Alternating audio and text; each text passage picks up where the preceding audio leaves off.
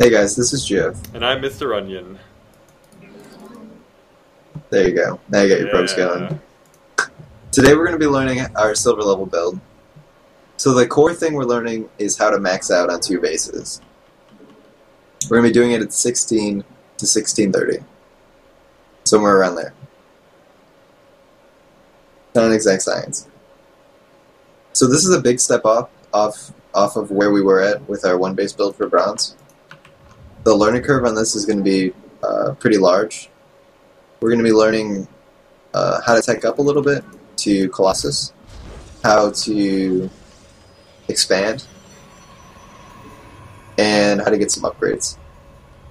So these are all kind of new things that we're going to be learning today. The beginning of this build is very similar to what we were doing before. It's instead of a 3-gate robo, it's a 3-gate expand. 3-gate expand used to be the standard PVZ build before Forge Fast expands became super popular. But we're going to be using it for all of our matchups. So we're just going to be learning this one build. We're going to be learning a build for each matchup later on down the road. For now, we're still in silver. I don't think we have to worry about different builds for each matchup. We just have to worry about making a lot of stuff still. And in this build, we're also only going to be doing one big push again, because we're still really focusing on just how to make a lot of stuff, how to get some upgrades, how to tech up, how to take an expansion. We don't need to learn how to do a bunch of different attack timings and stuff. That'll come in gold. We're going to learn how to prepare for unit counters and how to attack and move around, and maybe even take a third. So this build should last us through silver and through parts of gold, if not through gold, depending on the execution, and kind of we'll feel it out once we get there. So up until this point, as you can see, Mr. Onion, he dropped a Pylon at 9, a gateway at 13, because that's just when you can afford them if you're spending Chrono Boost for probes, which you should be in the beginning. The Chrono Boost is only going to be going towards probes until you get a Cyber Core up. Once the Cyber Core is up, you're going to be getting Gate Research, and you're going to be spending your Chrono on that instead. Your gases are being dropped at 15 and 25. Those are 2 numbers you can pretty easily remember. Those are kind of the only numbers you have to remember besides the Pylon and the Gateway. Everything else is going to be... we're going to be building buildings in clumps and using the game timer a couple times later on. So in this first gateway, we're going to be doing the same units. The Stalkers, the Zealot first, the Stalker, and then the Sentry. And then after that, we're going to be making just Sentries out of our first warp in. The reason behind this is the gas we would have spent on a Robo Bay is going towards the Sentries. And the minerals that would have gone towards other things are going to be going towards our buildings that we're going to be dropping, like our second Nexus. So as you can see, Warp Gate's halfway done. That's our key timing for our next 2 gateways to be dropped. Pushes us up to 3 gateways. Our endgame goal is to be sitting on 6 gateways and 1 Robo Bay, with a Forge kind of constantly spinning and upgrading. We're only going to be getting 1-1-1 with the Forge. We're not going to be dropping a Twilight Council to get up to 2-2. We're not focusing on that at all. We just want to get some experience learning how to get upgrades, but we don't need to add any more complication with additional buildings for this build.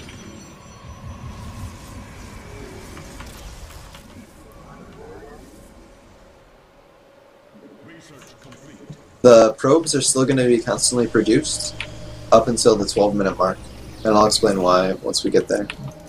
So as you can see, Mr. Onion, he did his first warp in. Now this is the timing you're going to be using for when to expand. After you do your first warp in, you drop your Nexus, you drop a Pylon, a Forge, and a Gateway. So those 4 buildings should be your first building clump to think about. When you warp in, that's the trigger. Nexus, Pylon in the front, Forge, Gateway in the back. The pylon in the front is important because that's where you want to do your weapons, and that's where you want to drop your cannon. You'll be dropping a cannon once your forge is up. The reason behind the cannon is because you have mostly sentries. They don't do a ton of DPS. The cannon helps a little bit. It gives you detection in case they do some kind of like cloaked unit stuff. Because our Robotics Bay is going to be, or our Robotics facility is going to be pushed back until later, so we're not going to have an observer out in time to kind of detect stuff.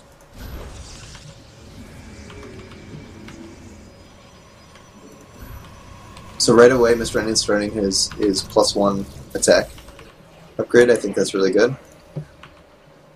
Cannons down the front. Now, when this Nexus is finished, he's going to be transferring over 2 rows of probes. The reason for this transfer is because you want to evenly spread out your workers between your bases. This is going to give you the best saturation. Saturation, what I mean by saturation is that the most workers you can have mining 1 mineral patch is 3. That's called maximum saturation. Minimum saturation is 2 per mineral patch. That's where you can like most optimally use your workers. So by spreading it out, it's going to ensure that you like automatically get that minimum saturation between your 2 bases. Otherwise, you're going to be max saturation in your main and little to none in your expansion for a little while until you get more over there. Now, this expand is going to trigger when you move your probes down. That's your kind of your next trigger. That's when you drop your 2 gas geysers. You're going to want to put probes in there as soon as those go up. We're still constantly making probes. We're still doing our weapons and our upgrade stuff with our forge. Now here's 10 minutes. Now at the 10-minute mark, you want to kind of stop doing your weapons if you can't afford your buildings, and as soon as you can, you want to drop your robotics facility and another gateway. So that pushes us up to 5 gateways. The reason we're dropping them at 10 is just because that's a good time to do it, and we're not going to be floating our minerals very. It's just a good time to. It's when our second's going to be kicking in. We're going to be gaining a lot of minerals at that point. The robotics facility kind of helps us empty that out. Now with this build, it's going to take you a while to get used to when to drop pylons. You want to drop 2 every time you do a warpin, and kind of like 1 every time you do up something in your robotics facility. That way you kind of ensure you're on top of things.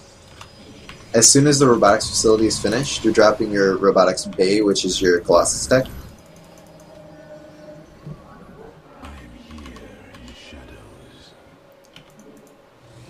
So like I was saying before, it's going to take you a while to get used to not getting supply blocked, and that's one of the major things we're focusing on. And in order to practice this, you want to go inside of a game against an AI, a very easy computer, and just pump out a few games before you use this build on the ladder. So you can get used to all the timings and things. Now we passed 12 minutes. This is where we cut probes. We have good saturation on all of our bases. So right now Mr. Ending's at 62 probes. It's really good. You want to be around 60 or more is a good number to shoot for. You want to just constant production until 12 minutes. So he started extended thermal lance in his Robotics Bay. This is going to make the Colossus shoot further. It's going to keep them further back in your army, so they're more safe and they can end up dealing more damage because they live longer because of that. Before you start Colossus, when you have kind of a naked robotics facility without the bay, you want to get an observer and an immortal out, and then by the time those are finished, your robotics will be done, and you can pump out Colossus. That way, you kind of always keep an active Robotics Bay, which is important.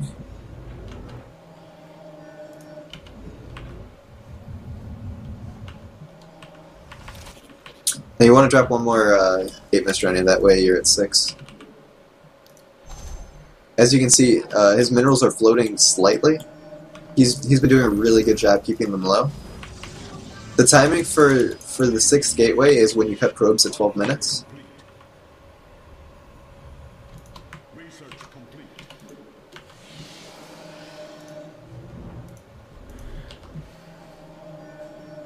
So, the minerals that would have been going to your probes, producing probes, they can now go to that 6th gateway, and that's going to allow you to make more army and less workers because you're already at really good saturation.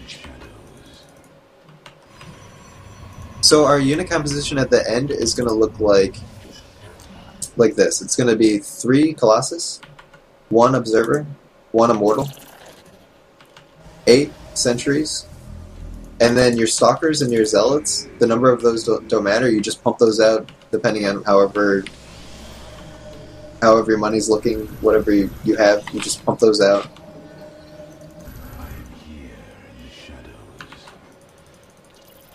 He's got his 1-1-1 finished.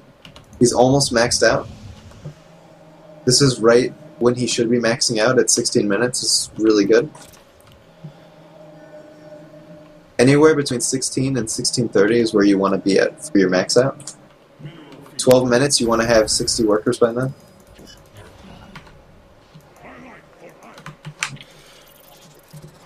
Alright, and there's Push Goes.